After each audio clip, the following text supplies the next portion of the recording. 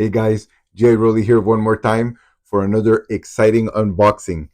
This is a big one because it's the return of the window boxes. So you can actually get a good peek if at what's inside. We can actually see what Mutt and Junkyard actually look like before we even open it. Actually, if you get him at store, before you even grab him and bring him home. But if not, as soon as you open that shipping box, you can see him. So I'm excited to get him out, check him out really thoroughly. Let's go.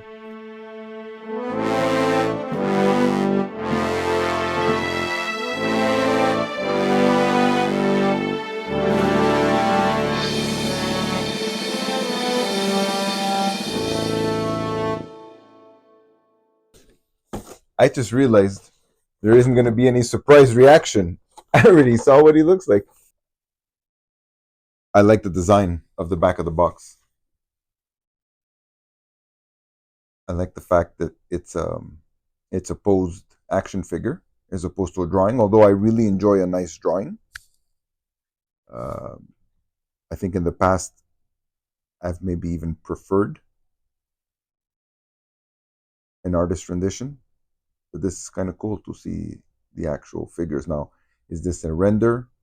Are these actual physically posed figures? I'm not sure, but definitely looks nice. A good way to see what the possibilities are. So let's take a look at the actual figure.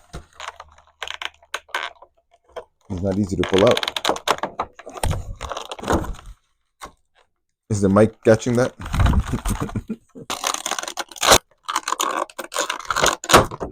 This is not your dad's plastic. So before I take the rest out, let's just take a look at Mutt himself. I brought up my vintage figure, and the first thing that stands out to me is this is the same figure. I don't know if you can capture that, but that's Mutt in every sense of the word. I don't see how they can ever come up with a retro Mutt. This is as retro as you can get. Like the similarity of the green, obviously it's not the exact same, but you can't get it much closer without it being redundant. I guess they've decided that Mutt is a very hairy guy. 5 o'clock shadow, chest hair, forearm hair,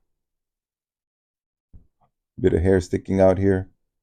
I like it. It's what they said they would be doing, world building, which means to me multiple things. It means creating surroundings, not just the vehicles, but eventually, hopefully, they're going to come up with, the alpha check-in post, gun range. I don't know what other sets they might come up with, but world building to me also means little details that make the characters real.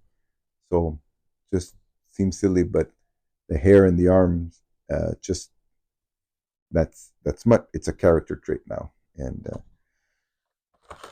let's try to pull all the stuff out. First things first about Junkyard is the plastic feels a little softer. Not soft in the sense of, oh, this is like jelly. It's hard plastic, but the limbs move very smoothly. I like that. I have not put him in warm water as I usually do for my figures, but already his limbs are relatively easy to move. His head, easy to turn, cock one way or the other, came off already. So very easy to change to the alternate head. So here is the alternate head, which many have referred to as the good boy head, where it's just Junkyard being a good boy. Okay, I think I managed to put it on. I didn't really necessarily feel a snap, but it's not coming off. Not sure how low the collar is supposed to sit, but the neck itself rotates for different poses, and obviously the head still kind of has a tilt up and down, so I can see that it's obviously snapped on.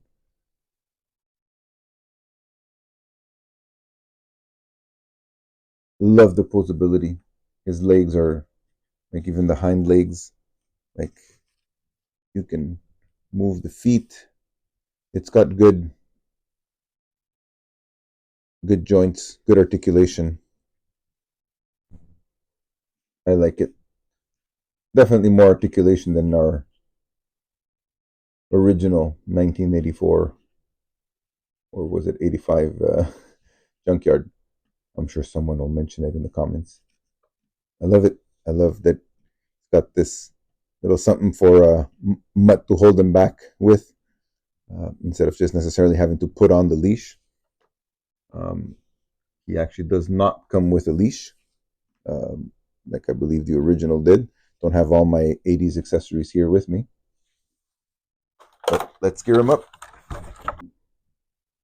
So here's a look at his accessories. From rifle, stick. He seems to have two pairs of glasses, goggles, which I guess are probably for him to wear with a helmet and without a helmet. Muzzle, like the original. Sidearm.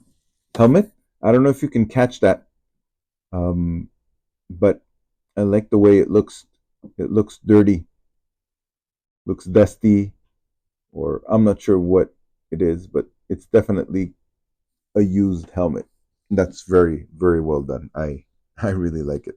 You expect that from someone named Mutt, whose sidekick is Junkyard. There's just something about them. They're out there. They're really doing stuff.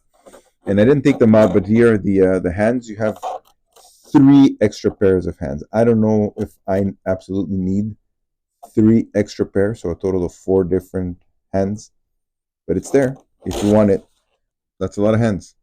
I have to mention, I really had a hard time getting this knife out. The knife, I don't know if you can tell, it's got a bit of a bend from me having to pull it out. I'm sure I can straighten that out after with some warm water and stuff, but I'm very disappointed that I had to go through so much strain to pull that knife out. I'm sure many will feel the same way. So I don't know. Maybe I should have put some warm water on on the knife and on the plastic holder. Let's put some gear on him.